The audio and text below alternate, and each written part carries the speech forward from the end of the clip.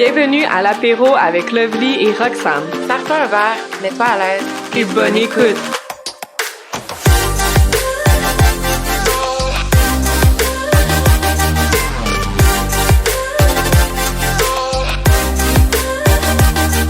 Salut tout le monde! Aujourd'hui, on prend l'apéro avec Isabelle Deslauriers, fondatrice de l'entreprise Désirable, dont la mission est de créer des produits érotiques durables, éco-responsables et 100% fabriqués au Québec. Isabelle va nous parler de son parcours, de comment choisir le bon jouet sexuel et de comment ses produits se différencient de ceux sur le marché. Bon apéro!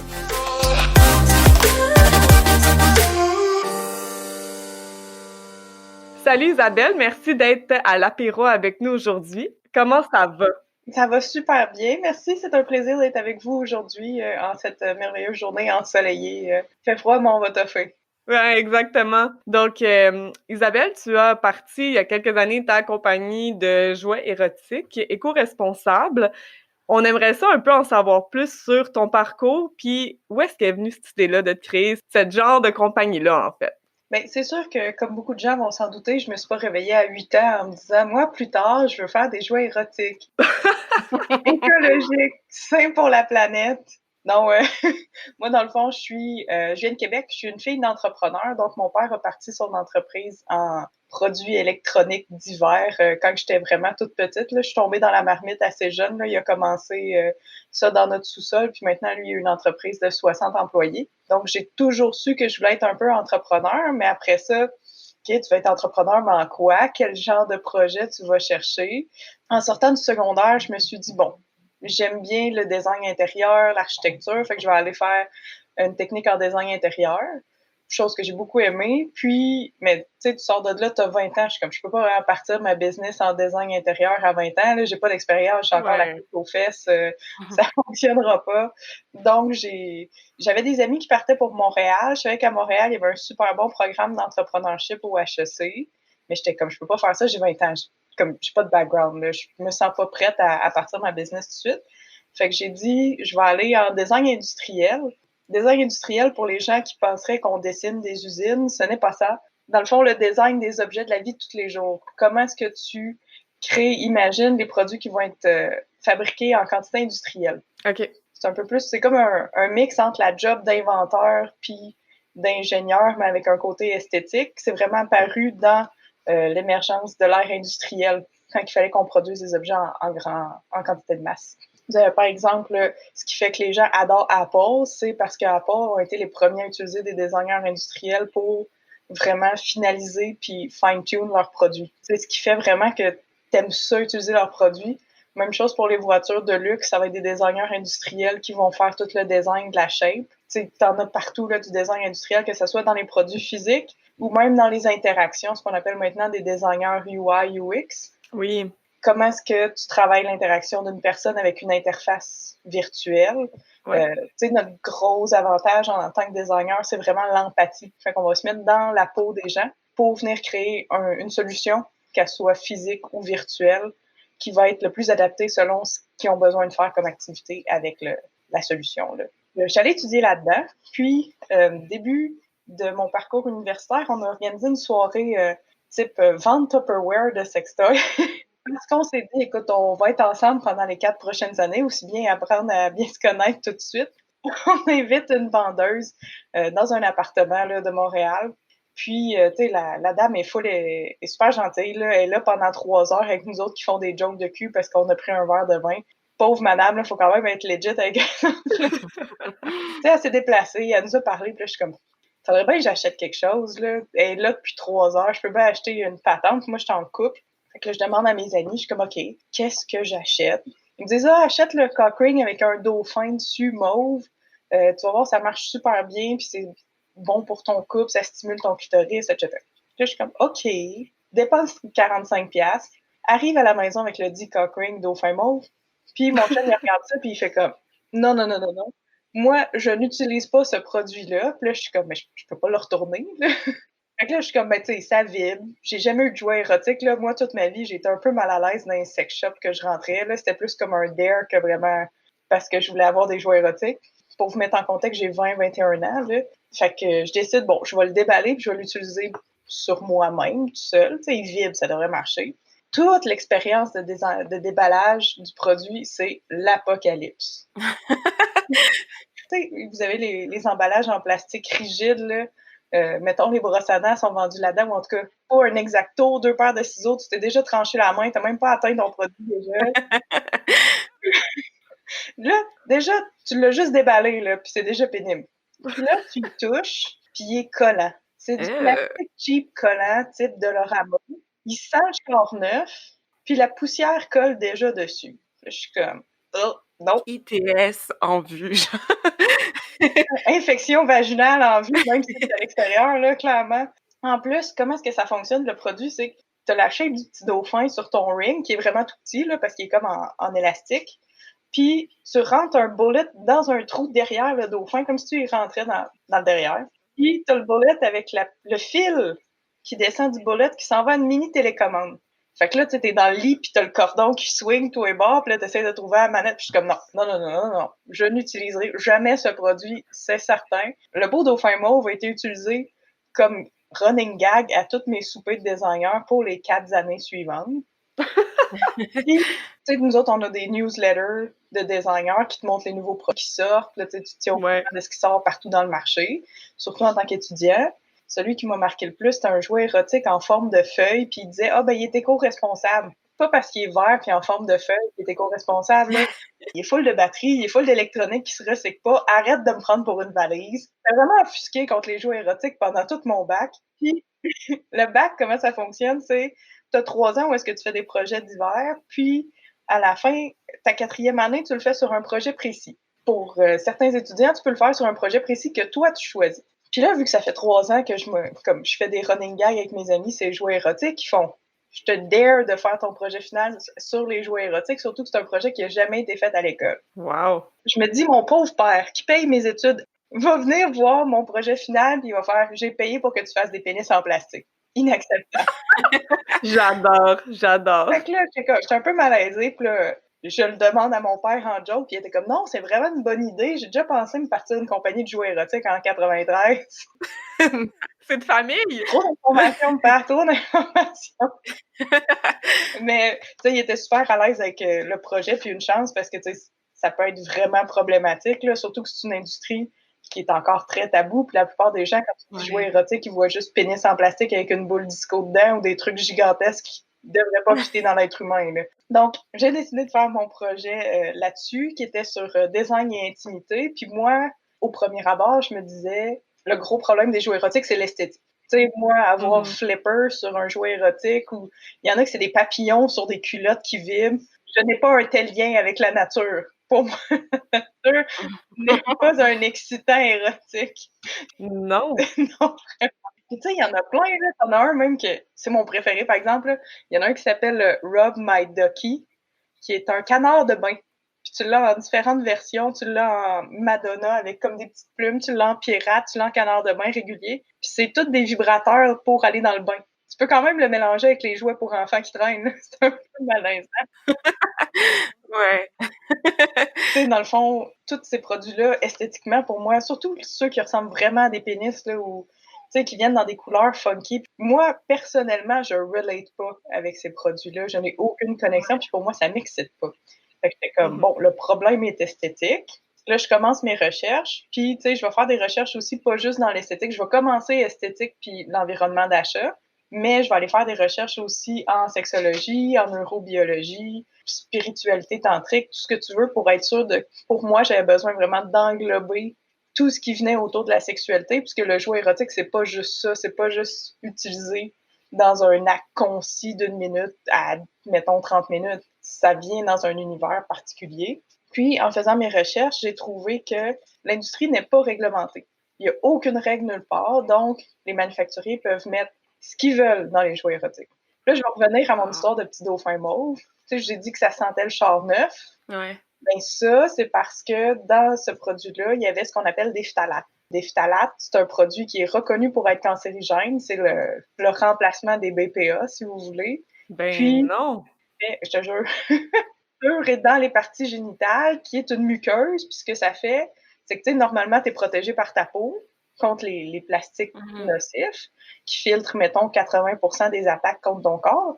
Mais dans le cas des produits insertion, c'est directement contre tes muqueuses, fait que c'est comme un straight up dans ton système sanguin, là. Il y a aucune protection. Oh mon Dieu, c'est traumatisant. Wow! Tu sais, il y a du monde qui vont faire des petites réactions allergiques à ces produits-là, mais les phtalates, le gros problème, c'est que les gens réagissent pas, puis c'est comme le plomb, c'est une accumulation à long terme. Fait que dans le fond, ton corps va croire que c'est des hormones, va acheminer les particules plastiques à tes organes génitaux, puis à la longue, ça va s'agglutiner sur tes organes génitaux, soit en amenant de l'infertilité, créant le cancer, ou ça peut même être transféré au fœtus. Wow! Mais je comprends pas que ce soit pas réglementé. Je veux dire, c'est Wow! tellement dangereux. C'est une industrie qui est tellement taboue que les gens, ils veulent juste pas en parler. Tu sais, même les lubrifiants, c'est problématique, puis ils sont pas tant réglementés non plus, les lubrifiants, là. La FDA avait fait une recherche sur les lubrifiants, puis il y a certains lubrifiants qui t'assèchent tellement le vagin que tu as plus de chances de pogner des MTS si tu les utilises que si tu les utilises pas. Oh, ouais. Tout ce qui est vendu en pharmacie, moi, je toucherais pas avec un bâton, pour la majorité. Wow! C'est Mon Dieu, noté. ouais, non, je vois tout ça différent, là. Mais Wow! c'est ça, dans le fond, ces lubrifiants-là, ce que ça fait, c'est que pour être lubrifié, il va venir aspirer toute l'eau que tu as dans tes muqueuses OK. à cause de comment est-ce qu'il est composé. Ça dépend vraiment de la composition puis de ce que tu as dans ton lubrifiant, mais ces lubrifiants-là vont venir assécher. En asséchant les parois de ton vagin, ben là, les parois vaginales deviennent toutes craquées. Puis en étant craquées, ben là, les bactéries beaucoup plus d'emprise, les virus ont beaucoup plus d'emprise sur toi parce qu'ils ont encore là un accès direct, là.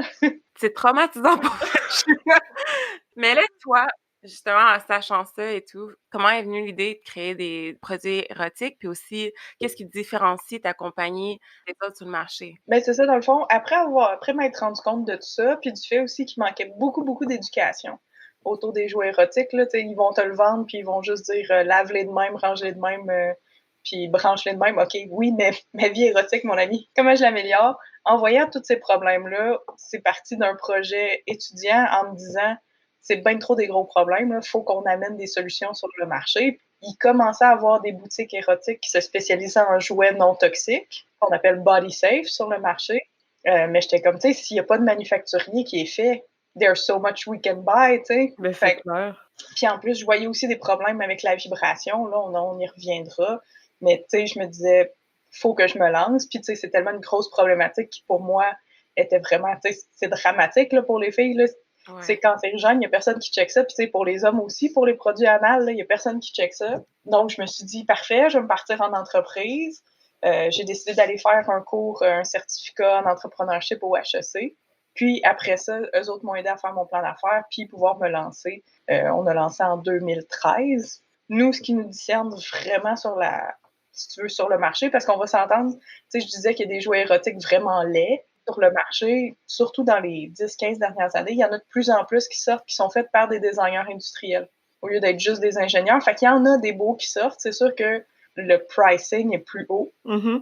Parce que c'est un produit souvent de meilleure qualité, qui a demandé plus de design que juste un ingénieur qui a demandé à sa femme sur le coin d'une table ce qu'elle aimerait. Parce qu'il y avait avant là, beaucoup, beaucoup, beaucoup de jouets puis de compagnies de jouets érotiques que c'était des hommes qui désignaient des produits pour femmes. C'est sûr, ça marchait pas puis ça reflétait pas notre vision. Là. Ben, c'est sûr, tu sais, ils ont beau faire le nombre de focus group qu'ils veulent ou demander, tu sais, à leurs femmes, t'es quand même pas la personne qui va l'utiliser, là. Exactement. Puis, tu sais, même dans leur méthode de vente, là, c'était genre 20 000 révolutions minutes, 30 types de vibrations. Puis, je suis comme, c'est pas une voiture, dude, que j'achète, là, c'est un moment intime. C'est tellement pas sexy comme façon de vendre quelque chose. Ah non, vraiment pas. Puis, tu sais, nous autres, ce qui nous différencie vraiment, c'était vraiment notre empathie avec comme le client. Puis, dans le cadre de mon projet, moi, j'ai développé des produits pour reconnecter avec soi-même et son partenaire. Parce que pour moi, un des gros problématiques, c'était que les femmes ne connaissent pas assez leur corps. Mm-hmm. J'étais tombée sur une statistique, il avait fait des recherches dans une université, il a posé des questions à des gens à l'université, là, c'est pas du monde secondaire ou début secondaire, là, où combien de gens savaient où était le clitoris? Chez les hommes, c'était 26% qui le savaient pas. Chez les femmes, c'était 29%. Fait que ça, il y a plus de femmes que d'hommes qui ne savaient pas où était leur clitoris. Ça fait pas de bon sens pour moi, mais tu sais, tout ça vient avec la honte, le tabou autour des organes génitaux, même des fois juste les mots qu'on veut utiliser pour décrire les organes génitaux. Tu sais, les petites filles, s'ils se touchent, souvent les parents vont dire « touche pas à ça, c'est sale », versus, tu sais, un petit gars qui se masturbe, on va juste lui dire « va dans ta chambre, c'est privé ». Tout ça fait que les femmes sont pas assez au courant de leur corps, puis de comment atteindre du plaisir sexuel. Là, ça n'a pas été mis de l'avant du tout durant nos éducations sexuelles, nos cours d'éducation. Donc, moi, je voulais faire des produits qui te permettaient de reconnecter. Puis surtout, à l'époque, j'étais dans une relation malsaine où est-ce que j'avais complètement déconnecté de ma sexualité. Là, autour de 24 ans, j'avais juste plus de vie érotique. Zéro. Puis tu sais, tu te dis, je suis supposée être comme dans le pic, là. J'en ai profité avec le projet pour, tu sais, reconnecter avec ma sexualité. Puis, dans le fond, les produits ont été développés dans cette vision-là, puisque j'avais aussi beaucoup d'amis qui étaient en couple depuis longtemps, ou même des couples récents, puis il y avait des problèmes à vraiment connecter au niveau sexuel. Donc, on a fait un explorateur puis des pierres de massage. Puis vraiment, ce qui nous différencie, c'est notre approche très empathique, sans vibration, puis le fait qu'on utilise de la porcelaine. OK. Parce que justement, je me disais, oui, mais en tant que client, comment est-ce que je fais pour savoir c'est quel type de plastique? Parce qu'il y en a des types de plastique qui sont sécuritaires pour l'utilisation en tant que jouet érotique. Mais il faut que tu le saches, puis les manufacturiers sont pas obligés de dire ce qu'ils mettent dans leur jouet érotique. Tu sais, à moins que tu aies une compagnie que tu peux vraiment truster, que tu sais, c'est écrit silicone grade médical, puis tu es sûr que c'est ça qu'il y a dedans, ben ton plastique, t'es jamais vraiment sûr jusqu'à temps que tu le sentes ou tu le liches pour voir si comme il y a des phtalates dedans. Okay. Mais je me disais, la porcelaine, c'est un matériel qui est utilisé depuis des centaines, des milliers d'années pour le contact humain. On mange là-dedans, on va aux toilettes là-dedans. Tu sais, c'est super facile à entretenir. C'est un matériel aussi qui coûte pas cher à pas cher à fabriquer. Les premières unités coûtent pas cher à fabriquer comparé à du plastique. Parce que du plastique, il faut que tu payes des mères de moules. Ça peut être 25-50 000 juste pour faire tes 1000 premières unités. Oh, wow. Après ça, ça coûte pas cher parce que c'est juste le plastique que tu payes. Versus de la porcelaine, ben ton moule peut te coûter 25$ à faire parce que tu le fais en plâtre. OK. Pour une start-up aussi, c'était bien. Mais aussi, tout le côté élégant de la porcelaine, pour moi, c'était vraiment un plus. C'est un matériel aussi que tu peux réchauffer, que tu peux refroidir, tu peux décorer avec de la glaçure. De base, c'est un matériel qu'une fois qu'il est cuit, il est cuit à 1400 degrés Celsius. Il est ce qu'on appelle vitrifié. Fait que ça veut dire quand les particules de pierre, c'est du verre. En termes de bactéries puis de nettoyage, il n'y a rien qui rentre dans de la porcelaine, puis il n'y a rien non plus qui sort. Tout a été brûlé dans le four. Mm-hmm. C'est un matériel aussi qui est hypoallergène, que les gens vont utiliser quand ils vont faire des remplacements de hanches ou de dents, parce que c'est un des seuls matériels que le corps rejettera pas. Pour toutes ces raisons-là, j'étais comme, OK, pour moi, la porcelaine, c'est parfait. C'est sûr qu'il y a bien du monde qui vont croire que de la porcelaine, c'est fragile. Mm-hmm. Et ils se disent, oh mon Dieu, ça va briser en dedans de moi. Ouais, c'est ça, j'allais dire. C'est une coupure, je sais pas, qu'est-ce que tu fais? Mais dans le fond, la porcelaine, en utilisation, mettons, je pourrais me mettre debout dessus sur mes dildos, puis il briserait pas. OK. Ah ouais, OK. Tellement c'est vraiment très, très, très solide. Le seul défaut de la porcelaine, c'est les chocs. Fait que si tu l'échappes sur un plancher de béton ou tu le mets dans l'eau bouillante, puis après ça, tu le mets dans le freezer, là, il y a des chances qu'il éclate. OK. Mais en utilisation, tu as plus de chances de te failer le coccyx que de briser ton dildo. Il est vraiment solide. Puis en plus, tu sais, nous autres, on a fait un dildo pour point G. Puis un des gros trucs avec le point G, c'est vraiment une question de pression. Le fait qu'il soit en porcelaine, c'est une bonne pression qui est plus solide que, mettons, juste tes doigts. Tes doigts, c'est quand même mou. Mm-hmm. Tu sais, vraiment, vu que la surface est hyper smooth, ça vient juste appliquer la bonne pression sur le point G, fait que ça marche super bien comme dildo point G. Là. Je pense que c'est vraiment, tu sais, ce qui nous différencie, c'est vraiment ça, puis notre approche vraiment empathique, puis vraiment aussi slow sex, mindful sex, là. Tu sais, j'ai déjà eu des vendeuses de sextoys qui me disent « Achète-lui, tu vas venir en 1 minute et demie. » Tu sais, il y a des jours où tu veux du fast-food, mais... J'adore la comparaison! Mais je trouve ça super intéressant, puis clairement, il fallait une femme dans le milieu pour penser à toutes ces choses-là, parce que je peux pas croire on dirait que je suis encore comme stuck sur le fait qu'il y a autant de produits toxiques et tout. Je pense que c'est important que les gens se renseignent un petit peu plus sur qu'est-ce qu'ils mettent là. Mais tu sais, en même temps, je me mets à la place du consommateur. Tu sais, moi aussi, là, je fais des recherches, tu sais, sur mes cosmétiques, sur ce que j'achète pour mettre dans mon bain, sur ma nourriture. Puis là, je suis comme, à un moment donné, il faut que tu cherches partout pour faire des bonnes décisions tout le temps parce qu'il n'y a pas de réglementation en place. Ou en tout cas, bon, ça dépend des gens. Là. Il y en a qui s'en achètent un par année. Il y en a qui s'en achètent un par 10 ans, des jouets érotiques. Tu te dis, si tu utilisais à l'interne, clairement, c'est légiféré. Je ferai pas de recherche. Ouais, c'est vrai. Mais c'est tellement vrai aussi, comme tu dis, on fait des recherches sur ce qu'on mange surtout, fait que pourquoi ne pas en faire en même temps sur ce que tu vas mettre en dedans de toi littéralement, là? Je veux dire, j'avais jamais pensé honnêtement à tout ça avant que tu nous en parles. Écoute, même, j'ai croisé dans un show une fille qui travaille pour Société canadienne du cancer, puis elle me dit, on y a jamais pensé. C'est parce que les gens, ils pensent pas aux jouets érotiques comme un jouet qui peut être utilisé tous les jours, mais tu sais, il y a des jouets érotiques, là, pour se protéger des manufacturiers, c'est tellement de la crap ce qu'ils vendent, que ce qu'ils vont mettre dans le manuel d'instruction, c'est à utilisation unique seulement. Ben voyons Si donc. tu lis tout ton manuel d'instruction, là, c'est comme tu devrais l'utiliser juste une fois. Ou utilise-le avec un condom. Pour vrai, c'est comme je vais loin, là, mais je trouve que c'est jouer avec la vie des gens, là. Comme à ce Absolument. on se ramasse les filles, justement, on se demande pourquoi on est infertile. On pense que c'est peut-être la pilule, c'est peut-être qu'est-ce qu'on a mangé, c'est peut-être parce qu'on a décidé d'avoir des enfants trop tard. Puis tout, finalement, la question ou la réponse peut être beaucoup plus simple qu'on pense. Puis ça peut être la simple utilisation d'un lubrifiant toxique, tu sais, ou d'un dildo. Fait que je suis juste vraiment choquée parce que on n'a jamais été informés. Mhm. C'est sûr que le gouvernement, on s'entend là, je m'en vais dans le conspirationnel, mais c'est sûr qu'à quelque part, il y a quelqu'un qui le sait, ça. Personne qui informe le public. C'est comme sur un verre de chez McDo, là, ça va dire attention, le verre est chaud. Mais Ouais. pourquoi ils font pas la même chose avec les dildos et les lubrifiants? Attention, produit. C'est vraiment, tu sais, c'est full fâchant. C'est sûr que je te dirais, ça peut pas nécessairement être juste lié aux jouets érotiques, juste Non, parce c'est que des sûr. phthalates, Ouais. il y en a dans toutes. C'est très légiféré pour les jouets pour enfants, les trucs qui sont reliés à la bouffe, puis dans certains pays, même pour les jouets pour chiens. Entre autres, en France, ils ont fait une loi que t'as pas le droit d'avoir plus que 0,16%, je pense, ou 1,6% de phthalates dans ton produit. Puis ils ont fait une recherche, ils sont allés dans des sex shops, ils ont pris des sextoys, ils ont fait des tests, puis il y en a des fois, c'était genre 40% de phthalates dedans. Fait que même si tu as des lois en place, vu que c'est une industrie que les gens ne veulent pas légiférer, soit parce que c'est trop difficile de légiférer, soit parce qu'ils veulent pas mettre la patte dedans, ou parce que c'est une industrie qui est trop grosse. Tu sais, je pense juste aux gros articles qu'il y a eu sur MindGeek, qui ont Pornhub à Montréal. Il y a eu plein de trucs contre MindGeek parce qu'il y a eu un article du New York Times qui est sorti pour dire qu'il y a beaucoup de porno là-dedans, que c'était de la porno infantile, Mhm. ou des gens qui ont été filmés à leur insu, qui sont comme publiés sur Pornhub, puis il n'y a aucun moyen de faire enlever ta vidéo, que même des fois c'est du deepfake, là.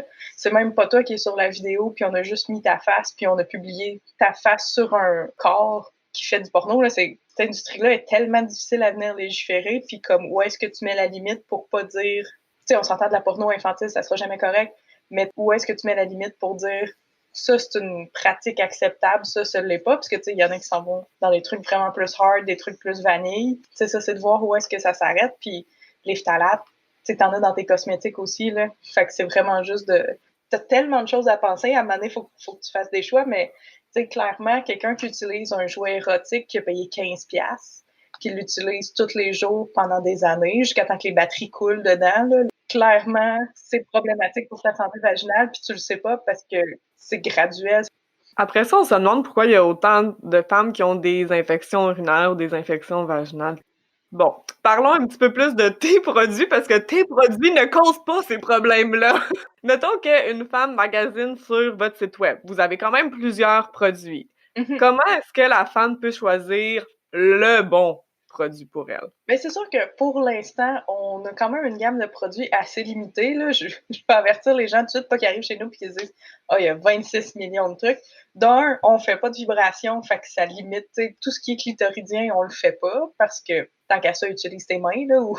On a dans le fond le Dahlia, qui est notre principal vendeur, qui est le godemiché dildo pour point G, qui est vraiment travaillé pour venir explorer tout l'intérieur du vagin et le point G, puis qui permet aussi de faire des exercices Kegel, qui sont comme des exercices de renforcement du plancher pelvien. OK. Parce qu'un plancher pelvien en santé, c'est toujours bon. Soit après l'accouchement, ou si tu veux des orgasmes plus forts, ou plus tard dans la vie, si tu veux pas faire des petites pertes urinaires, un plancher pelvien en santé, c'est un plancher pelvien content. Fait qu'on a le Dahlia, qui est vraiment, tu sais, je te dirais, c'est ça qu'on vend comme quasiment 90% du temps, là, puis ça peut être utilisé tant par la fille seule qu'avec son partenaire, son ou sa partenaire. Ça s'utilise très bien à deux pour venir vraiment chercher le point G, là, ça va venir appliquer une pression sur le point G qui est super intéressante. On l'a en 3 versions. On a notre classique qui est juste tout blanc. On a aussi une version qui est marbre, Dans le fond, c'est un faux fini marbre. Parce que du vrai marbre, ça serait poreux. On le fait avec un glacis pour venir donner un effet marbre, pour qu'il ait les mêmes propriétés que la porcelaine, mais avec un style un peu plus fancy. OK. Puis on a l'autre qui est le Love Dust. Lui, dans le fond, c'est des petits points bleus. C'est quand même cute. Puis celui-là, dans le fond, t'as une petite texture à cause des points. Fait que, tu sais, pour les gens qui aiment mieux jouer avec de la texture qu'un truc vraiment slick, ça va être super. Ils sont pas glacés en entier, c'est-à-dire que si on prenait de la céramique plus bas de gamme, il faudrait mettre de la glaçure pour être sûr qu'il soit safe.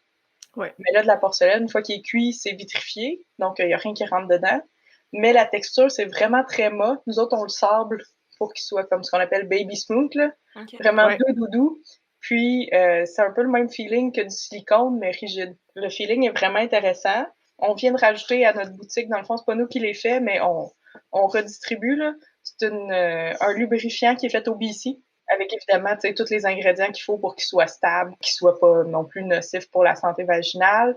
On a une huile pour diminuer les crampes qui vient de la même compagnie. Parce qu'on a beaucoup de clientes qui souffrent d'endométriose, là, qui est dans le fond Oui. un problème grave chez les femmes, qu'il y a beaucoup de femmes qui sont des douleurs aiguës à cause, dans le fond, du cycle hormonal qui vient avec les règles. Puis même des fois juste avec des crampes menstruelles régulières, là.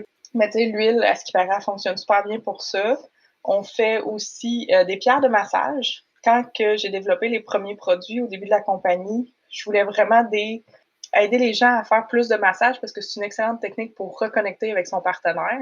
Mais les gens, ils se tannent vite de faire des massages parce qu'ils n'ont pas de technique. Vite, là, tu vas avoir mal aux mains à masser ton partenaire parce que ce que tu utilises pour masser, ça rend de la force directe sur tes os. Fait que les gens ont mal aux os rapidement. Dans le fond, les pierres de massage viennent couvrir dans la main. Ça vient sur les coussinets, puis c'est vraiment la shape de la pierre puis la dureté de la porcelaine qui va venir chercher le muscle en délicatesse puis venir le détendre. Plus il est gros, plus le massage va être délicat parce OK. que ta pression est étalée sur une plus grande surface. Plus il est petit, plus ça va venir chercher en profondeur parce que ta pression est sur une plus petite zone. Pour ceux qui vont le voir en ligne, là, ça sur notre Instagram ou sur le site web, ça a l'air de des cuillères à soupe tonkinoise. Mais ce sont des pierres de massage. C'est vraiment, dans le fond, c'est un design qu'on a fait pour que tu aies le plus de surface de main possible qui touche à ton partenaire pour que tu aies tous les bénéfices d'une connexion peau à peau, Ouais. mais sans les problèmes de pression sur ta peau et sur tes os. Puis en plus, la pierre, vu que la porcelaine, c'est thermoconducteur, ça conduit la chaleur, après 4-5 minutes de massage, la personne que tu masses ne fait pas la différence entre la pierre et ta main parce que c'est exactement la même température. C'est vraiment un outil de massage idéal. Ce qui est le fun aussi avec la porcelaine, c'est que c'est compatible avec tout. Si tu utilises de la poudre, de l'huile, des crèmes, tout fonctionne bien avec les pierres. Il n'y a rien qui va venir l'affecter, l'attacher. Pour l'instant, jusqu'à la fin du mois de mars, nos pierres de massage sont indisponibles. Non! Ah, C'est un de nos produits. Moi, c'est un de mes produits préférés parce que pour moi, c'est le plus novateur. Il n'y a personne d'autre au monde qui fait des pierres de massage comme on fait. J'avais jamais vu ça. non plus. C'est vraiment un design pur et dur de mon cerveau. Si on- Wow! c'est une pièce qui est assez compliquée à faire. Ça fait, ça fait 8 ans qu'on les fait faire par des céramistes de Montréal. Mais là, on a tellement grossi dans la dernière année. Merci COVID et merci retour de mon bras droit après son congé de maternité. On a tellement grossi dans la dernière année qu'on a trop de demandes par rapport à ce que nos céramistes sont capables de produire parce que c'est un produit qui est extrêmement difficile à faire à cause de sa forme, à cause du matériel. Fait qu'on on a décidé de prendre les 3 premiers mois de 2021 pour faire des tests sur comment les fabriquer de manière durable pour avoir la même qualité, mais être capable de les sortir en quantité plus grande. Parce qu'écoute, on a une boutique à Las Vegas qui nous en a commandé une quantité phénoménale, puis on était comme, on aimerait ça, mais j'ai de la misère à t'en livrer genre plus que 15 kits par mois. C'est un produit qu'on adore, là, on va travailler pour être sûr qu'il ressorte, mais il faut qu'on prenne une pause parce que de se dire, je vais les sortir en même temps que je développe une solution, ça m'a tu t'en mets trop sur les épaules, puis on serait pas capable de faire la qualité qu'on fait d'habitude. Ça, c'est pour les pierres de massage qui vont revenir. On va attendre. On va tout faire. On va tout faire pour qu'ils reviennent.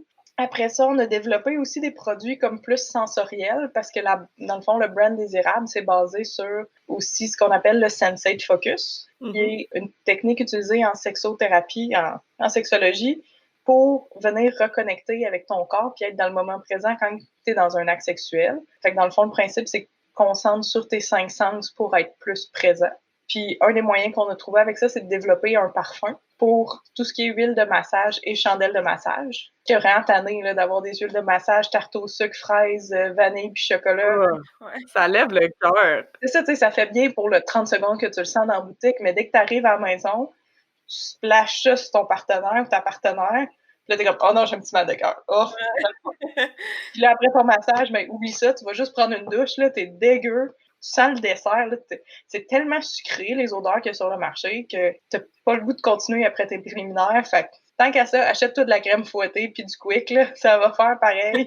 Mais tu sais, ça, tu sais, moi, j'étais vraiment tannée de ces odeurs-là. Je me dis, c'est pas sensuel, ça te permet pas d'être dans le moment. Fait qu'on a fait développer en collaboration avec une compagnie qui fait des huiles essentielles au Québec, une odeur particulière pour nous, qu'on appelle Omea, qui est, dans le fond, un mélange d'agrumes, un peu boisé, avec une touch de ylang-ylang qui est reconnu pour être assez érogène, érotique. Donc, c'est ça, c'est vraiment une odeur très fraîche qui va comme vous réveiller, mais en même temps vous détendre, juste une bonne balance. Mais j'aime ça. J'aime ça aussi parce que, tu sais, depuis tantôt, tu parles un peu des autres produits que la compétition fait, puis on dirait que les personnes qui ont créé la majorité de ces produits-là, sûrement des hommes, là, on dirait qu'ils se sont dit, ah, notre cible, c'est les femmes, fait qu'on va mettre des petits papillons, puis on va mettre des petites couleurs roses, puis on va faire que ça va goûter le gâteau. Mais comme, personne veut ça, on n'a pas 12 ans, là. Mais peut-être parce qu'ils ont fait ça pour eux, peut-être que ça leur parle. Peut-être aussi. C'est vraiment ça. Puis est-ce que toi, dans le futur, est-ce qu'en ce moment, vous travaillez à sortir un nouveau produit? Oui, ben dans le fond, là, c'est ça, nos produits en porcelaine, on les a fine-tunés, c'est-à-dire que avec le temps et les commentaires clients, on les améliore tout le temps quand on peut. Tu sais, le Dahlia, comme qui est en ce moment, c'est sa 4e version. OK. Par rapport à quand on a sorti en 2013, on a fait des ajustements de forme, des ajustements de fini, mais tu sais, nos seuls produits en porcelaine qui sont comme vraiment de nous, purs et durs, on en a juste 2. T'sais, si on oublie les versions de Dahlia, là, ça fait plusieurs années qu'on a des demandes pour des jouets anals pour des hommes. Parce qu'il y a beaucoup d'hommes qui aimeraient ça avoir des jouets qui ont nos propriétés, qui ont OK. aussi le style de la marque. C'est très épuré, c'est très soft. Il y a beaucoup de gens qui trippent sur notre branding puis sur l'allure des produits. Fait qu'on essaye de travailler sur un produit anal pour le point P. On s'entend, là, anal, ça peut être utilisé autant chez les hommes que chez les femmes. C'est juste que notre Dahlia chez les hommes, pas vraiment utilisable parce qu'il n'y a pas une base large. Ce qui fait que c'est vraiment pas l'idéal pour du plaisir anal. Puis, on va travailler aussi sur un autre produit qui est pour ce qu'on appelle le point A chez la femme. Le point A. Oui, ça existe. Il y a des points P, point G, point A. Le point A, dans le fond, c'est vraiment pas tout le monde qui apprécie cette stimulation-là. C'est une stimulation ou le col de l'utérus. Fait que dans le fond, pour faire ça simple pour les auditrices, ceux qui aiment quand ça tape dans le fond, c'est votre point A. OK. C'est clair. Ça marche de même. Fait que c'est ça. C'est dans le fond, c'est un produit. Tu sais, le Dahlia, il y a une bonne courbe dedans pour venir chercher le point G, mais on a des utilisateurs qui préféreraient que ça aille juste plus profond. Dans le fond, le produit est un peu moins en courbe, puis va vraiment venir plus en profondeur dans le vagin. C'est sûr que nous aussi, nos produits sont utilisables. Tu sais, le Dahlia puis le prochain produit vaginal sont utilisables des deux côtés. On se dit, tant qu'à avoir un produit qui est tout fait en porcelaine, on va maximiser ton espace produit puis tes fonctions là, avec. Là. L'autre, c'est vraiment comme un embout plus droit. On va avoir une petite base aussi plus ronde pour venir faire des massages internes pour le plancher pelvien quand tu as des tensions dans le plancher pelvien. Ce que le Dahlia aussi fait très bien. Là. On a des physiothérapeutes qui achètent le Dahlia pour leurs clientes qui sont en réadaptation pelvienne parce que c'est un produit qui fera pas de problème avec le vagin puisqu'il est déjà sensible, puis qui vient appliquer une super bonne pression à un angle qui est difficile d'atteindre pour les clients. Puis aussi, notre chandelle de massage, là, on l'a en pot en verre. Puis, on aimerait ça d'ici la fin de l'année pouvoir faire un pot en céramique qui va être vraiment plus ergonomique, permettre de mieux verser ta cire parce que, tu sais, ça verse, mais c'est quand même pas l'idéal, là. Ah, j'étais curieuse justement par rapport à vos chandelles. J'étais comme, est-ce que c'est des chandelles ambiantes? Puis j'avais vu ça vite. Donc, c'est des chandelles aussi qu'on peut verser sur le corps. Puis. Exact. C'est une chandelle qui est faite à base de cire de soya. Okay. Puis dans le fond, la cire de soya, sa propriété, c'est qu'elle fond à une température qui est beaucoup plus proche de celle du corps que des chandelles faites en paraffine ou en cire d'abeille. Fait que ça te permet d'avoir une cire liquide qui va réchauffer sans brûler. Puis dans le fond, dedans, on a un mélange spécial avec de la vitamine E, de l'huile de tournesol, ce qui est notre huile de massage, puis notre fragrance. Fait que c'est vraiment une crème qui est très, très douce, qui va hydrater en même temps que de masser. La différence, c'est qu'il y a des gens qui préfèrent avoir, tu sais, mettons des huiles de massage qui vont être vraiment fines, qui laisseront pas de couche grasse, puis il y en a d'autres qui aiment ça avoir une plus grosse texture, si tu veux, là, vraiment pour venir travailler. Ça va vraiment juste dépendre des préférences des utilisateurs, mais le chandelle de massage est très apprécié là, parce que c'est ça, c'est un 2 en 1. Tu fais ton ambiance, en fait 3 en 1. Ambiance, odeur, puis tu viens masser après ça avec. Ouais. Ça aussi, j'avais jamais. Tu sais, en fait, moi, je me disais, tu mets ça sur quelqu'un, ça brûle. Là. Il y en a qui aiment ça, là. Il y en a qui veulent des chandelles qui vont brûler. Mais comme un immortel, d'habitude, ben comme un immortel, c'est pas vrai. Là, je connais même pas les pourcentages là-dessus. Là. Mais tu sais, moi, perso, c'était plus comme. On est très vanille là, dans la compagnie. Là. On fait pas de trucs plus hardcore, là, juste parce que j'ai pas vraiment de point de référence pour ça. Là. Je suis une personne très vanille de base. Là. On fait des produits que moi, j'aimerais ça avoir chez nous. Mais c'est ça brûle pas du tout. C'est sûr que si tu la laisses allumer super longtemps, mais là, il faut que tu fasses attention. Tu sais, toujours tester, tu vas en mettre un peu au milieu de ta main avant de verser toute le pot sur ton partenaire. Juste parce que tu veux faire attention, là. Tu la laisses allumer vraiment longtemps, mais là, il y a quand même plus de chaleur qui se transfère dans la cire. Oui, elle est liquide, à fond, à telle température, mais si ça fait 2 heures que tu es dans la chambre avec les chandelles allumées, ça se peut que ta cire soit plus chaude que ça à quoi tu t'attends. Fait que tu veux de l'ambiance pour ta soirée, achète-en d'autres. On s'entend, ben on s'en parlait un petit peu avant le début de l'enregistrement, que tu sais, ta compagnie a pris beaucoup d'ampleur récemment. Les gens s'ouvrent de plus en plus à ce type d'entreprise-là. En fait, tu sais, les gens en parlent de plus en plus, sont de moins en moins gênés, c'est de moins en moins tabou. Mais tu as créé ta compagnie en 2013. Donc, ça serait quoi les défis que tu as rencontrés depuis que tu as créé en fait ta compagnie? Puis, est-ce que tu as trouvé ça difficile de te démarquer de la concurrence parce que justement, la majorité des autres produits sont très différents. Toi, c'est très plus épuré. Fait que comment tu as vécu ça au début? Même avant que je la parte, j'ai eu des problèmes rattachés à mon type de projet. Là. Quand je l'ai fait en design industriel, à l'époque, il y a des profs de l'école qui n'étaient pas du tout à l'aise avec mon produit. Il y a du monde qui m'ont dit fais pas ça, ça va teinter ta carrière, etc. Puis quand j'ai voulu comme présenter mon produit, puisqu'à la fin de l'année, t'as comme une expo, il y a des profs qui ont essayé de censurer que je sois à l'expo, comme de me cacher Non. dans les escaliers ou des trucs comme ça. Puis là, c'était en 2012, c'était la grève étudiante. On était un peu dans le jus. C'était plus les professeurs puis d'autres étudiants qui organisaient l'expo. Puis moi, mais vu que je savais que je partais ma business, j'avais pas besoin de monter mon portfolio pour me faire engager. Je m'en allais faire ma propre job. Fait que j'ai décidé d'organiser l'exposition des finissants. Fait que je me suis juste mis avec tout le monde, Ben ouais. caché derrière des escaliers. J'ai eu ces problèmes-là. J'étais sûre qu'en arrivant au HEC, j'allais avoir full de problèmes aussi, parce que si les artistes me jugent, imagine les gens soutes. Finalement, au HEC, ils ont été super avec moi. Là, c'est vraiment, ils ont été des soins avec moi. Là. Ils ont vu que mon projet était éthique, que c'était solide, que c'était vraiment un business mind en arrière, qu'il y avait un problème, que je l'exprimais bien. Puis, j'ai eu des courses du HEC, ils m'ont défendu, Fait que ça a super bien été là-dessus. Puis après ça, une fois lancé, et dans le fond, j'ai appliqué pour des bourses d'entrepreneurs, mais vu que je suis à caractère érotique, je suis bloquée de toutes les bourses pour entrepreneurs. Ben voyons donc. On met de la discrimination dans le milieu. Dans le fond, tout ce qui est fonds publics, ils n'ont pas le droit de le donner à des projets à caractère sexuel, religieux ou politique. Mais je comprends pas pourquoi sexuel est mis dans la même catégorie que religieux et politique. Probablement juste à cause, tu sais, toutes les gens qui voulaient, mettons, partir des bars de danseuses, des salons de massage. C'est parce que tout ça est dans une grosse catégorie où est-ce qu'il n'y a pas de différenciation entre de l'éducation sexuelle, santé sexuelle, puis de la pornographie ou, tu sais, Ouais. Il devrait. Mettons une sexologue, OK, qui décide de se partir une business X, là, OK? On va l'inciter à se lancer en business parce que c'est un métier, puis elle a un statut, whatever. En ce moment, tu es en train de nous éduquer sexuellement, t'es pas sexologue, mais c'est de l'éducation qu'on veut ou pas, puis t'amènes un produit enfin accessible, sécuritaire pour la femme. Donc, je comprends vraiment pas qu'on te mettrait dans le même bateau que la personne qui a goût de se lancer un salon érotique ou un bar de danseuse. Donc, je trouve ça quand même un peu...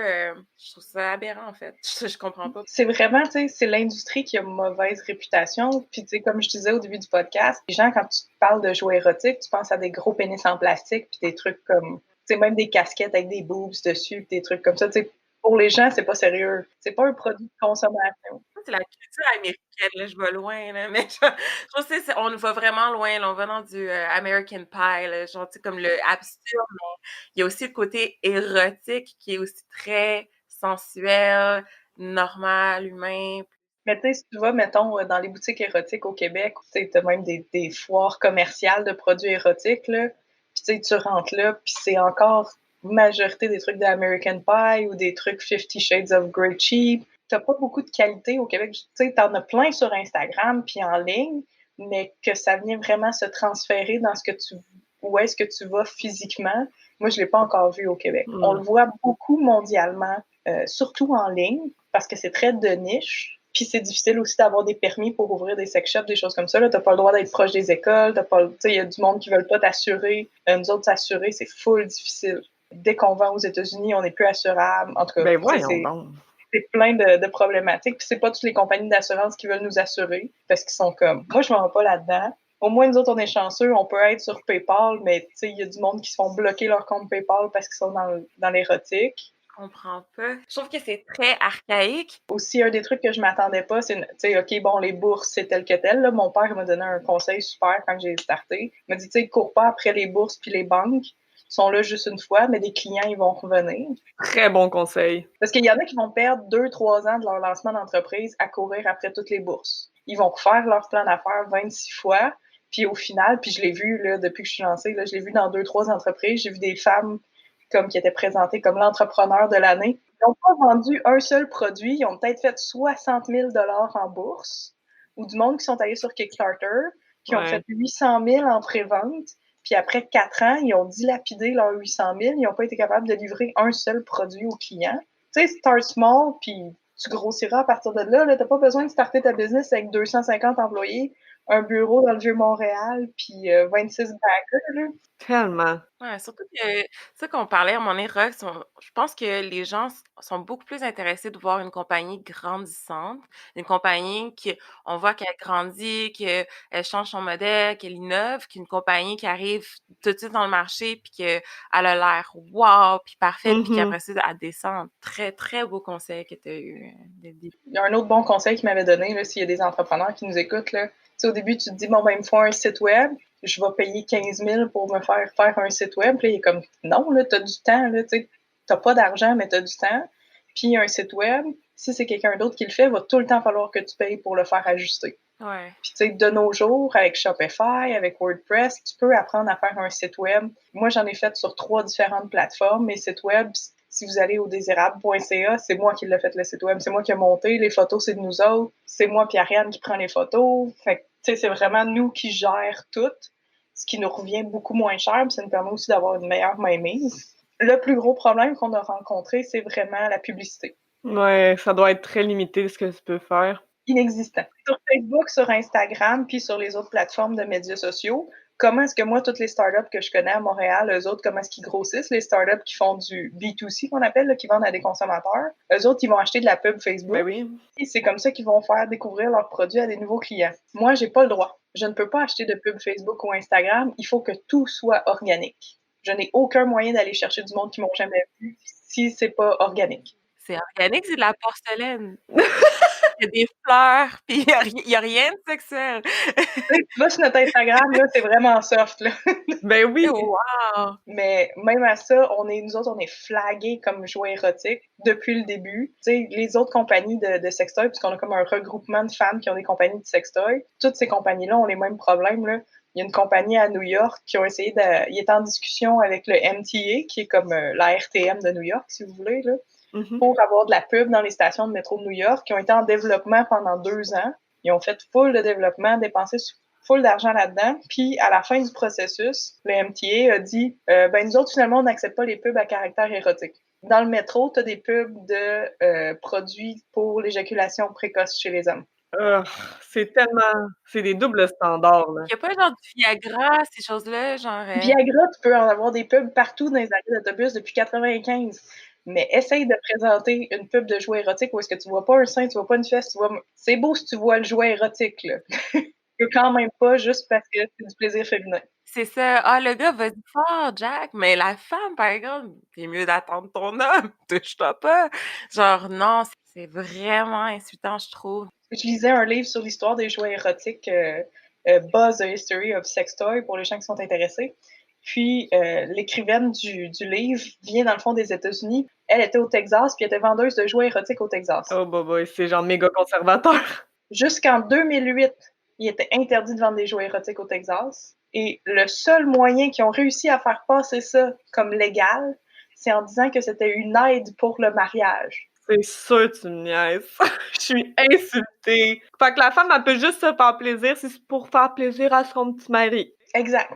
Non. Si c'est pour aider dans le couple, au mariage, évidemment catholique, blanc et Ouais. tout ce que tu veux, si c'est juste utilisé pour ça, ben là, c'est legit que tu peux s'en acheter. Fait que tu pouvais aller en prison pour vendre des jouets érotiques au Texas jusqu'en 2008, ou en tout cas, te faire arrêter à tout le moins puis avoir des pénalités. Mais acheter des pilules parce que ton pénis bande mou, aucun problème, c'est de passer tout de suite dans la législation. Wow!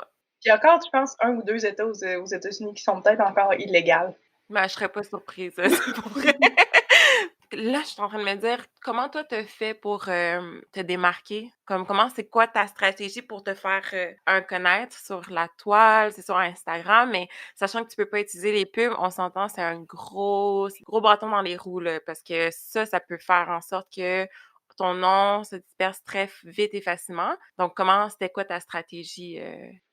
C'est sûr qu'au départ, tu sais, moi, j'étais toute seule, puis j'ai aucune base en marketing, là, fait que c'était vraiment, tu sais, du essai-erreur. On a fait une couple de foires à Montréal, entre autres le Souk Assat, qui est comme un salon des designers qui est une fois par an avant Noël. Et on s'est fait connaître par là, puis heureusement, il y a des journalistes qui sont intéressés à nous, qui ont fait des articles sur nous, dont je pense que c'est en 2014, 2013, on a comme une page complète dans le Devoir juste sur nous autres, qui était vraiment comme game changer.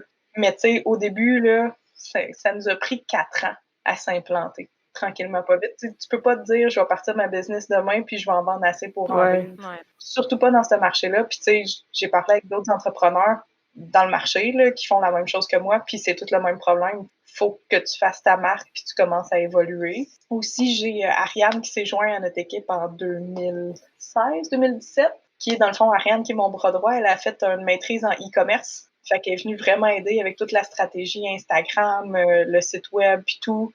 On s'est dit aussi, on va créer plus de contenu pour attirer plus de gens. Tu sais, si on fait du contenu de qualité, surtout en français, il n'y en a pas beaucoup. À faire du bon contenu de qualité, entre autres, c'est quoi les matériaux toxiques dans tes sextoys, comment choisir ton bon sextoy, comment donner un bon massage, tu sais, des trucs assez génériques. Fait que, tu sais, comme ça, on est allé chercher un peu plus de monde. Sur Facebook, pour nous, c'est un peu dead parce que sur Facebook, tu as ta famille, tes amis, tes coworkers qui vont voir que tu vas liker une compagnie de sextoy. Fait que, tu sais, pas beaucoup de gens qui sont game de nous liker sur Facebook. Allez te liker. Avec proudness, pour elle, genre. C'est ça, Facebook, ça a été vraiment difficile pour nous. Heureusement, dans les 2-3 dernières années, Instagram s'est vraiment implanté comme une plateforme, beaucoup d'éducation sexuelle, où est-ce que tu as beaucoup plus d'artistes, des choses comme ça. Fait qu'on a retravaillé beaucoup notre feed d'Instagram pour être sûr qu'on soit inspirant puis qu'on aille chercher du monde qui ont les mêmes valeurs que nous. On a réussi à se trouver un style photo qui est vraiment, là, je ne veux pas me vanter, là, mais il est vraiment ça coche. Ouais, vraiment. Ouais, il est épuré, j'aime ça parle beaucoup aux gens. C'est ça, tu sais, c'est vraiment le vibe. Puis, tu sais, c'est dur aussi de prendre des photos avec des gens parce qu'il faut que tu payes. Fait que, tu sais, on a beaucoup de photos de produits en flat lay, mais tu sais, c'est vraiment des photos qui vont vraiment comme représenter ce que nous autres on fait. Puis aussi, je pense qu'on a un gros travail de outreach. On essaie d'aller chercher des artistes sur Instagram, féministes, de tous les horizons pour vraiment les feature, pour qu'ils soient vus par nos followers. Puis, ben, eux autres, quand ils sont contents ou quand ça fit avec leur crowd, ils vont nous reshare, des choses comme ça. On a retravaillé aussi un peu plus, tu sais, justement pour faire des podcasts comme avec vous aujourd'hui. Tu sais, moi, c'est une grosse job, comme Mitch Garber m'avait dit au Dragon, c'est une grosse job d'évangélisation, ce qu'on fait. Mm-hmm. On fasse de l'éducation parce que, tu sais, oui, tu vas le voir, il est beau, notre sextoy. Tu sais, c'est des sextoys comme ils n'ont jamais vu dans un sex shop. Puis, il y en a d'autres qui font ce que j'utilise toute ma vie, c'est de la crap, il me faut des produits de qualité. On va vraiment chercher sur deux niveaux, mais ça a pris du temps. On est parti trop tôt sur le marché. Le marché n'était pas encore où est-ce que moi j'étais en 2013. Dans l'année et demie passée, 2 ans, surtout je pense avec MeToo, avec beaucoup d'émancipation, l'évolution du sex ed sur Instagram. Là, on est dedans. On est sur la vague, puis ça se voit, là, écoute, on signe des boutiques à travers le monde qui nous Wow. Puis c'est vraiment des boutiques de niche que quand moi j'avais fait mes recherches, il n'y en avait pas des boutiques qui se spécialisaient en mindful sex, slow sex. Puis là, tu sais, on a signé 3 en Australie cet été. On vient de signer en Pologne. Tu sais, c'est vraiment ça. Oh my God! Félicitations! Merci, là. Justement, vos produits sont tellement différents des autres. Tu sais, la majorité des compagnies de sextoys vont vraiment miser sur le côté très érotique de la chose. Comme tu disais, là, comme des pénis en plastique, là. Fait que, est-ce qu'il y a eu un moment où est-ce que tu t'as hésité à y aller dans un look totalement différent de ce qui se vend déjà sur le marché? Parce que veux pas, si ça se vend, c'est parce que ça marche quand même. Est-ce qu'il y a un moment où tu as douté un peu du look que tu voulais donner? Non. Un, parce que je suis une fille très obstinée. 2, parce que je questionnais des gens autour de moi, mon groupe d'amis, puis tu sais, bon, c'est sûr, je suis un peu biaisée, là. J'ai un groupe d'amis de designers, fait que c'est sûr qu'ils sont plus difficiles que la plupart des gens. Mais tu sais, je me disais, je peux pas croire, parce écoute, il y en a toutes sur le marché, là. T'en as un que c'est un nounours pour enfants avec la langue qui vibre, puis son main pitch, c'était tu veux que ton dildo soit discret puis que les gens s'en rendent pas compte. Puis j'étais comme, oui, mais tes enfants peuvent emprunter ton dildo.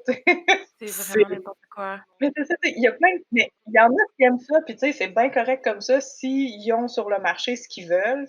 Mais je trouvais qu'il manquait tellement quelque chose de plus simple, de plus épuré, puis que les gens n'avaient pas honte de laisser hors de leur commode de chambre. Moi, c'était ça, parce que moi, dans ma tête, si tu caches ton dildo, tu caches un peu ta vie érotique. Tu sais, si t'en as honte, visuellement, ça vient rajouter au sentiment de shame interne que tu as par rapport à ta vie sexuelle. Versus là, c'est quasiment comme un... J'ai des maris qui l'achètent pour leur femme parce qu'ils le trouvent beau, puis ils sont comme à mérite d'avoir une vie sexuelle bonifiée. C'est des témoignages de fous, mais tu sais, jamais je me serais pas sentie éthiquement correct de changer mon design, même visuellement, pour, mettons, des couleurs plus flash ou des trucs comme ça, parce que c'est pas tout le monde qui se reconnaît dans du rose fuchsia ou du noir.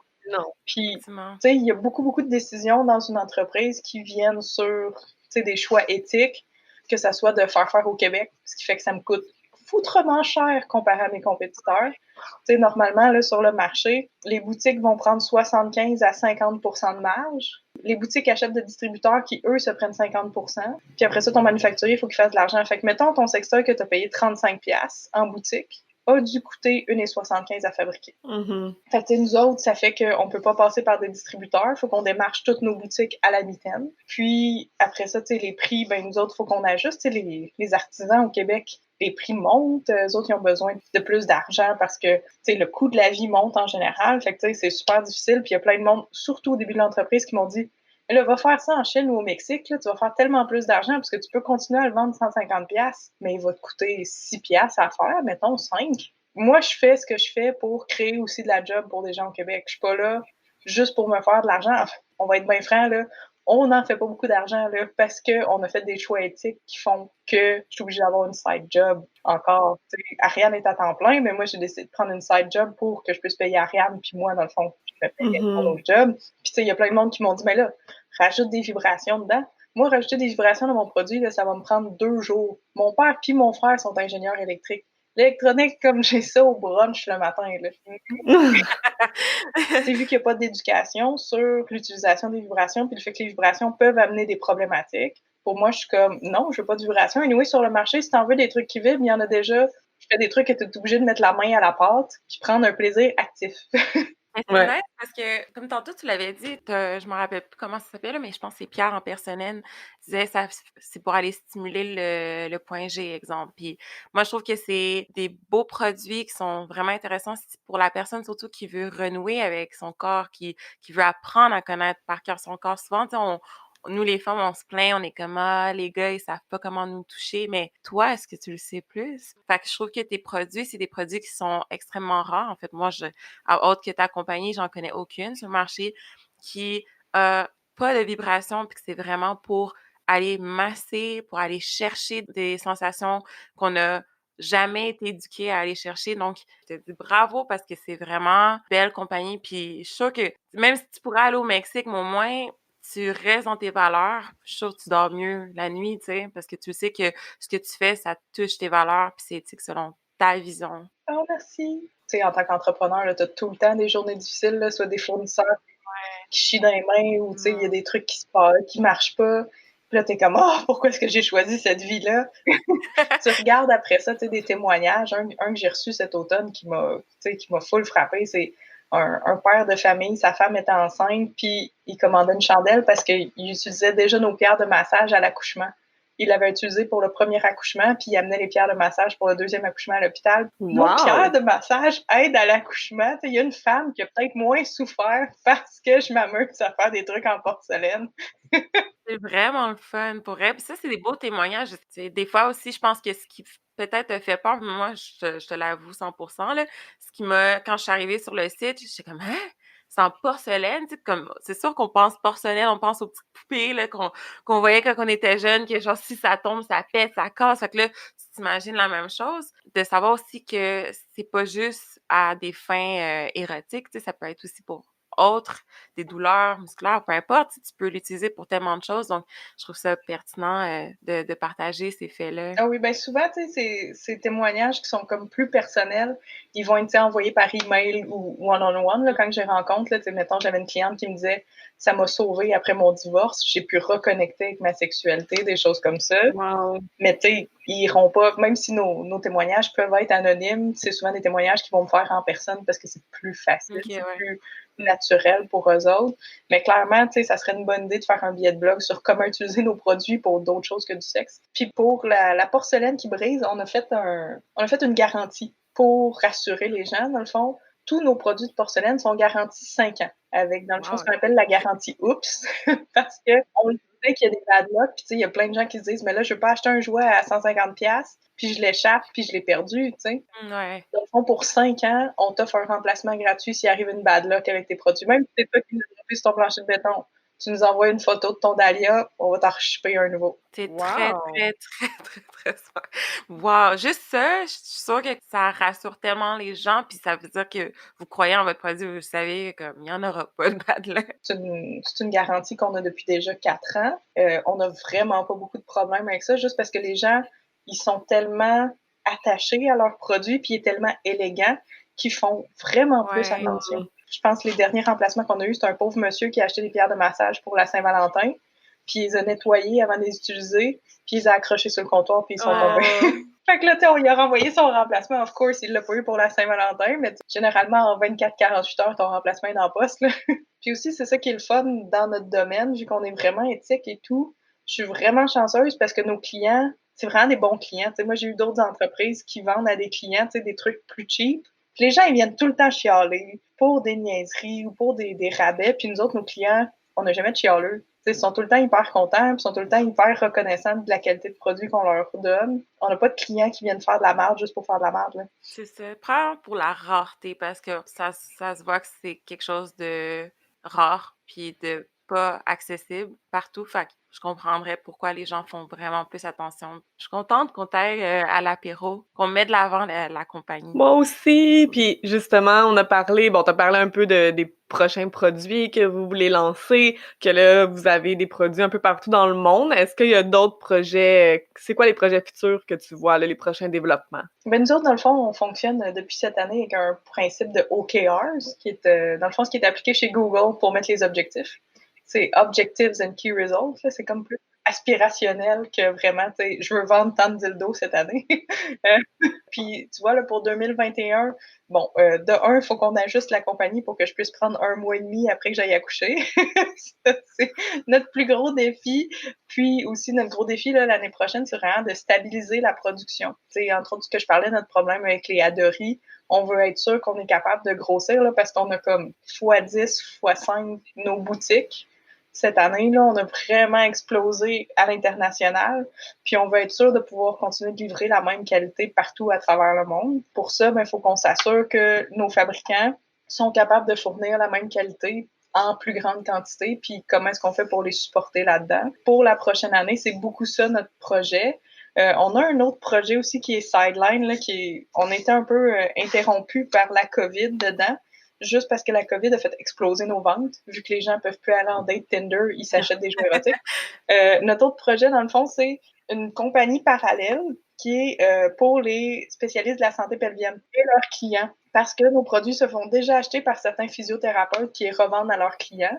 Mais quand tu es rendu à avoir un physiothérapeute en santé pelvienne, c'est parce que tu as des douleurs au plancher pelvien qui sont tellement fortes que des fois, tu as de la misère à mettre des sous-vêtements puis à rester assis plus que 15-20 minutes. D'avoir du sexe, là, c'est vraiment plus dans tes priorités. Là. T'es pas là. D'avoir un produit qui est sexuel, pour eux, ça peut être malaisant. Fait que dans le fond, on a rebrandé le Dahlia qu'on a, mais pour la santé pelvienne, puis toute l'éducation, parce qu'on a un livret là, qui vient avec nos produits, qui a beaucoup d'éducation dedans. Toute l'éducation est axée sur la réhabilitation pelvienne, le massage pelvien, puis comment reprendre ton plancher pelvien en santé. Puis ça, tu sais, c'est vraiment un brand parallèle qui est connecté, qui a le même vibe un peu, mais plus dans le thérapeutique. Puis éventuellement aussi, il faut qu'on lance ce brand-là. Mais c'est ça, c'est là, on a tellement de beaux défis avec des érables qu'il faut qu'on travaille sur 2 fronts en même temps. Puis c'est plus dur partir Kaoli, qui va être l'autre entreprise, parce que comment est-ce qu'on veut faire pour justement comme régler une couple de problèmes de pub puis de distribution, c'est que nous autres, on démarche les physiothérapeutes. Au lieu de démarcher les clients directs, on démarche leurs professionnels de la santé qui vont nous référer. Puis en plus, mais vu que les gens en physiothérapie payent déjà leur physiothérapeute, on a un autre modèle de pricing. Il est référé par un professionnel de la santé, mais il n'est pas au même prix. Parce que tu payes déjà 100$, mettons, ta séance, là. Tu n'as pas du budget pour dire, OK, ben, je vais mettre 150$ sur un exerciceur que tu penses que tu vas l'utiliser juste 3 mois. Là. Ouais.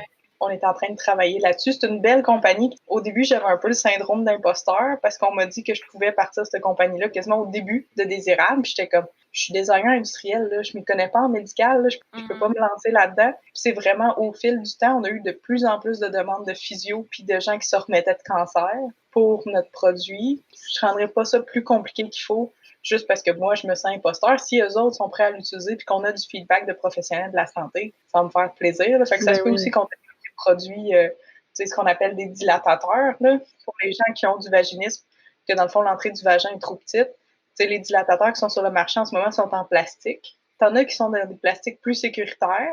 De ce que je sache, c'est pas légiféré autant que les sextoys. Mais tu sais, mettons, il y en a beaucoup qui se vendent qui sont en acrylique. L'acrylique, c'est beau, mais une fois que tu l'as rayé, t'as quand même une scratch dans ton plastique qui peut accueillir les bactéries. Je veux pas ça. Puis tu sais aussi, ce qui est le fun dans de la réadaptation pelvienne avec de la porcelaine, c'est que tu peux la réchauffer pour venir détendre les muscles. Ça a vraiment plein de fonctions, mais ça nous tient occupés pas mal. Là, déjà Désirable, là, nos ventes, normalement en avril, c'est comme un mois mort. Puis là, à cause du COVID, on a fait plus de ventes au mois d'avril que Saint-Valentin et Noël combinés. Wow! On capotait, là, ben, dans un bon sens, on est super Mais tu sais, on n'a jamais vu ça, puis même toute l'année, puis tu sais, j'ai parlé avec d'autres gens, toute l'année, les ventes de sextoys ont été assez fortes, puis là, en plus, on a démarché beaucoup de boutiques cette année, fait qu'on a eu comme beaucoup plus de ventes que d'habitude, fait que là, cette année, déjà, augmenter notre production, puis sortir 2 à 3 nouveaux produits, on devrait être occupé en masse. Ben, tant mieux. Puis je trouve que c'est une très belle idée de deuxième entreprise d'aller dans un côté qui est très médical, en fait, là.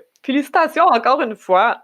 Donc, c'est ce qui conclut nos questions. On va passer maintenant aux questions flash. Donc, je ne sais pas si tu connais le concept, mais pour les gens qui nous écoutent pour la première fois, dans le fond, on te pose 10 questions et tu as 5 secondes pour répondre. Si tu réponds pas en 5 secondes, tu bois ton verre d'eau, ton café, ce que tu veux.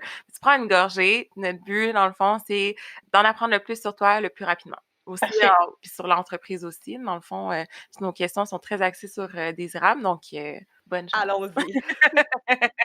Donc, première question. Lubrifiant à base d'eau, à base de silicone ou à base d'huile? Perso, beaucoup plus à base d'eau que les autres options. Puis faire attention si votre silicone est à base d'huile, ça se peut qu'il soit pas compatible avec votre sextoy en plastique puis qu'il le fasse fondre. Oh mon Dieu! OK. C'est bon à savoir. Pas d'huile, excuse, de silicone. S'il est à base de silicone, oui. Puis base d'huile, je suis intriguée, ça serait des huiles végétales. Ouais, ou des fois, il y en a qui vont utiliser de l'huile de coconut, là. Ce que je ne recommande pas nécessairement, là. Il n'y a pas assez de tests là-dessus, je ne m'avance pas. Ouais, c'est ça. On dirait que maintenant, ça va partout, l'huile de coconut, ça règle tous les problèmes du monde. Ben, écoute, en Rome ancienne, ils utilisaient de l'huile d'olive. So, maybe. Bon, OK, intéressant. Préservatif standard ou vegan? Honnêtement, je connais pas la différence. Mais faire attention au lube qu'il y a sur votre préservatif. Oui, c'est vrai, hein? Il faut tout vérifier pour vrai. Tu sais, avant que tu commences l'acte, attends 2 secondes, ça te prend 30 minutes, checker les directives, les produits. Mais tu sais, il y a plein de bonnes boutiques en ligne, là. Moi, une que j'aime beaucoup, une au Québec qui vient d'ouvrir, c'est Lilith Boutique, qui est en ligne. Puis nous autres, un de nos long-standing comme collaborateurs, c'est Come As You Are à Toronto, qui est une coop de jouets érotiques. Bon, on s'entend là, tu te prêtes pas tes jouets érotiques, c'est juste parce que les propriétaires sont tous les employés de la boutique, là. C'est comme ça une coop. Non, il n'y a pas de marché de deuxième main pour les jouets érotiques. Imagine! J'ai eu des amis qui me l'ont proposé, mais c'est ça, aller sur des boutiques que vous trustez, qui ont des bonnes valeurs, qui font une bonne sélection, puis quitte à demander leur eux autres quel condom ils choisiraient s'ils n'ont pas sur leur site web. OK, très bonne idée. Très intéressant. Ouais. Pour ou contre un jeu de rôle pendant un rapport sexuel? Moi, je suis pour, surtout après avoir écouté Modern Family. Dans Modern Family, t'as comme le couple de parents qui, une fois par année, à Saint-Valentin, vont avec des name tags dans un hôtel se faire passer pour quelqu'un. C'est fucking drôle. Puis je me dis, à long terme, faut que tu jazzes un peu ta vie érotique. Fait que ça soit juste de t'acheter un petit kit de mère Noël en sous-vêtements où tu peux comme y aller plus large dans ton truc. Mais pour moi, tu sais, si t'es capable de rire aussi dans tes trucs sexuels, toujours un bon point. Lingerie fine, genre déshabillée ou sous-vêtements plus standard? Cute quand même, mais plus standard. En tant que femme enceinte, je vais dire sous-vêtements standard. En tant que femme, le 99% du temps, je suis une grosse fan de lingerie. Puis on s'est d'ailleurs beaucoup inspiré du domaine de la lingerie pour tout le branding de Désirable. Parce que la lingerie fait super bien son branding pour être accessible sans être porno. Puis, tu as des compagnies maintenant aussi qui font des super belles choses. Tu as des belles compagnies de lingerie aussi au Québec. Puis, juste la lingerie vraiment bien travaillée pour moi, là, ça peut aussi tout changer ton mindset. Là, si tu mets de la lingerie de pro en dessous de ton kit de date, tu es déjà en préliminaire avant même de passer la porte. Tellement. C'est tellement mental aussi, tu sais, quand tu le sais que tu as des beaux sous-vêtements, on dirait que tu te sens un peu plus comme wouhou! Ah oui, définitivement. Pour ou contre les vaporisateurs de phéromones? Moi, je suis très old school. Puis, j'aime pas du tout qu'on joue avec le cerveau, dans le sens qu'on vient de le bypasser. Tout pourquoi est-ce que je suis pas une pro non plus des vibrations, là? Parce que pour moi, tu sais, 80% de ton plaisir sexuel, c'est du mental. Les phéromones, je suis pas convaincue. J'ai pas non plus trouvé de rien dans la littérature pour dire que ça fonctionnait. C'est peut-être un peu placebo. Tu sais, oui, ce qui reste de quand on était comme plus comme des cavernes, mais de nos jours, écoute, t'as tellement d'odeurs, des choses comme ça, je sais pas à quel point on peut vraiment se fier à des phéromones. Là. Mais si vous trouvez que quelqu'un sent mauvais, clairement, ça vous excitera pas. C'est clair. Clairement pas, non. Si t'avais à choisir un seul de ces items pour le reste de tes jours, est-ce que tu irais avec la pierre de massage ou le dildo? 5 secondes. Le dildo. Il fait tellement une bonne job pour le point G que je suis comme, les pierres de massage, ça va, là. Au pire, je vais m'acheter une balle de tennis. Ou donner des cours de massage à mon chum, mais... Ah, c'est vrai qu'il y a le chum qui est dans l'équation. Avec ou sans lubrifiant? Toujours avec lubrifiant. Toujours. Petite note à toutes les auditrices, auditeurs, toujours du lube. Même si vous avez une lubrification naturelle qui est très présente, avoir toujours une bouteille de lube proche, c'est l'idéal. Puis s'il y a de vos auditeurs, auditrices qui n'ont jamais eu encore leur première relation, du lube puis un condom, ça va vous sauver la vie. C'est vraiment un game changer. Parfait. J'aime que tu aies mentionné le condom aussi. Très important, gang. Oui, condom. Les enfants, condom. Préliminaire avant ou pendant un rapport sexuel? Ben, c'est un peu avant, mais dans le sens... Ouais, tu sais, quand des fois, tu stoppes l'acte pour un peu revenir dans une zone préliminaire, après ça, tu recommences. Fait que c'est plus... Est-ce que je peux choisir les deux? Avant et pendant? Ouais, ben oui. Mais dans le fond, ça reviendra, c'est ça, pendant une relation, puisque au début, ouais, c'est ça. Mais surtout parce que, tu sais, relations sexuelles, les gens, ils pensent juste à pénétration, mais tu sais, c'est tellement plus que ça, là. Tu sais, ça peut aller bien plus large. Puis, tu sais, il y a du monde pour qui la pénétration, c'est même pas une option, tu sais, que ça soit douleur vaginale, accouchement, parce que ça marche pas comme ça aujourd'hui. Puis, tu sais, les préliminaires, pour moi, ça peut être autant, sinon des fois plus satisfaisant même que pénétration. Là. Fait que, tu sais, Ouais.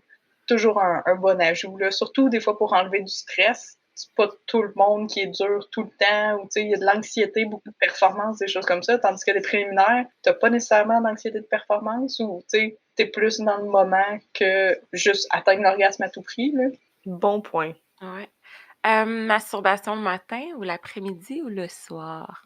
Plus après-midi-soir. Le matin, je suis dans un mode effectif, j'ai ma liste de trucs à faire, puis le soir, mon cerveau est plus libre de divaguer un peu. Parfait. Ben, j'espère que tu as aimé ton passage à l'apéro parce que nous, on a adoré. On a appris vraiment beaucoup de choses. Certains points un peu traumatisants. Là. Clairement, on va faire vraiment attention. Comme...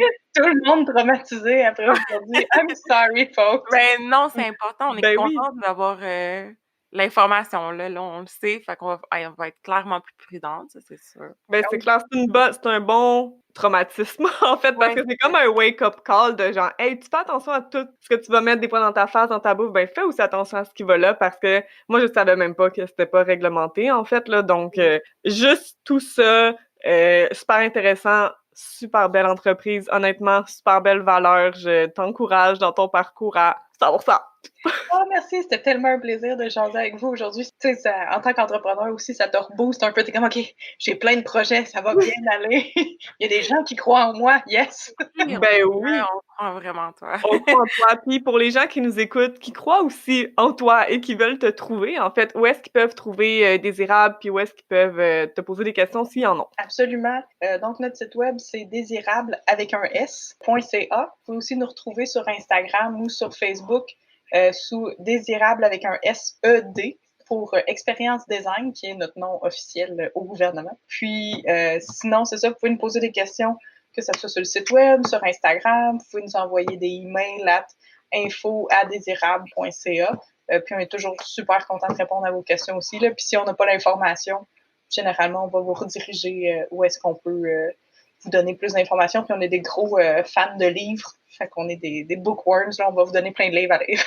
Merci beaucoup. Merci encore une fois d'être venue à l'apéro, Isabelle. Puis pour les gens que c'est la première fois qu'ils écoutent notre épisode ou qui ne nous suivent pas encore sur Instagram, vous pouvez aussi aller nous suivre. Notre nom à nous, c'est l'apéro podcast. C'est ce qui conclut l'épisode d'aujourd'hui. Donc, on se dit à la semaine prochaine.